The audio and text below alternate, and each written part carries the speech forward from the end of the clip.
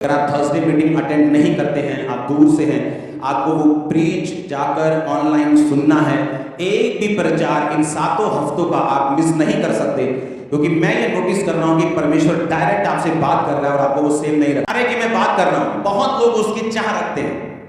और मैंने देखा है कि सालों साल लोगों को एक ही पोजीशन पर फंसे हुए, वो फैमिली डिस्प्यूट जो उनका सालों से चल रहा है, अभी भी चल रहा है, क्योंकि जो छुटकारे के लिए कदम उठाने जाने चाहिए वो कदम को नहीं उठा रहे। छुटकारा हमेशा उन कदमों को उठाने के लिए बोलता है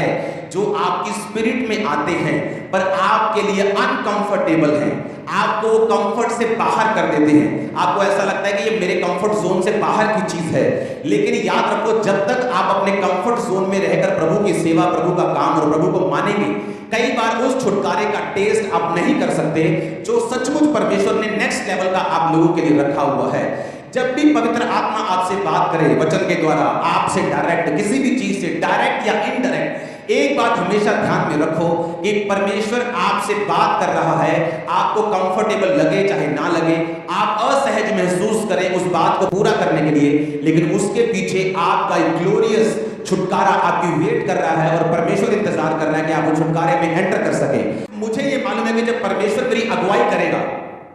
कि मैं छुटकारे में एंटर करूं, तो कुछ देर के लिए मुझे अनकंफर्टेबल महसूस हो सकता है। मैंने आपको थर्सडे एक वचन दिया था कि जो लोग शुभ अशुभ मुहूर्तों को मानते हैं, मेरी दाहिनी आंख फड़क रही है, अच्छा होगा, पता नहीं बाहरी फड़क रही है तो अच्छा होगा, मैंने 12:15 घर से निकलना है, नहीं मैंने 11:45 नहीं निकलना, नहीं मुझे इस तारीख को ये नहीं खाना, मुझे उस तारीख को ये नहीं लेना, ये सारी चीजें आपके छुटकारे के लिए सबसे बड़ी रुकावट है। जब तक आप इन बंधनों में रहेंगे, आप कभी छुटकारा हासिल नहीं कर पाएंगे। मुझे शाम को सफाई नहीं करनी, मुझे मॉर्निंग को ये नहीं करना, मुझे इस तरह कोई, ये सारी चीजें नॉन बिब्लिकल हैं, इनके पीछे बाइबल का कोई भी तर्क नहीं है। और मोस्टली लेडीज जो हैं वो बंधन में इसलिए रहती हैं ज्यादा, दुष्ट आत्माओं के प्रॉब्लम में, मतलब लेडीज ज्यादा क्यों रहती, क्योंकि सबसे ज्यादा इन चीजों को लेडीज मानती हैं। और शुभ मुहूर्तों को मानोगे, किसी दिन, नियत या समय को मानोगे, तो मैं तुम्हारा छुटकारा नहीं कर पाऊंगा।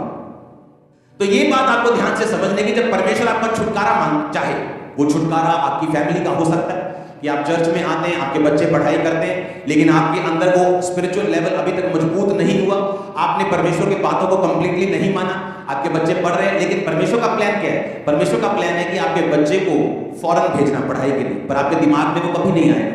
क्योंकि आपने परमेश्वर की बातों को कंप्लीट नहीं किया, या परमेश्वर उसको ऐसी लाइन में डालना चाहता है जो आने वाले समय में आपके परिवार के फाइनेंशियल सभी गरीबियों को उठा देगा, उसके फट्टे छप देगा, लेकिन कभी वो आपके दिमाग में नहीं आएगा, ना ही आपका बच्चा उस लाइन को पकड़ पाएगा, क्योंकि आपने परमेश्वर की बात को नहीं सुना। एक चीज जो हम आज घोषित मैं आपकी लाइफ के पे करूंगा और आप उसको मानेंगे और ग्रहण करेंगे, वो ये है, उत्पत्ति 22 उसकी 1 से 13 आयत को हम पढ़ेंगे और मैं उसको आपको समझाऊंगा। अगर आपको छुटकारा चाहिए,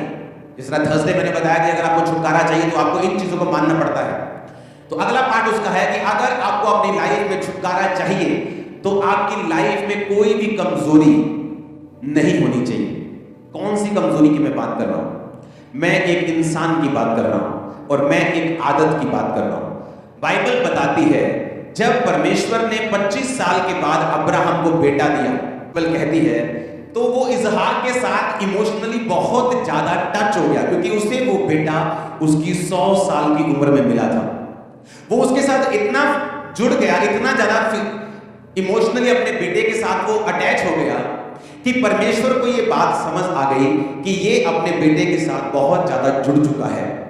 जब आप क्रिश्चियनिटी में चलते हैं तो परमेश्वर कहता है कि तू मुझसे अधिक अपनी पत्नी, अपने पति, अपने बच्चों, अपने कारोबार, अपने बिजनेस, किसी से भी अधिक प्यार तुम मुझसे ज्यादा नहीं करेगा।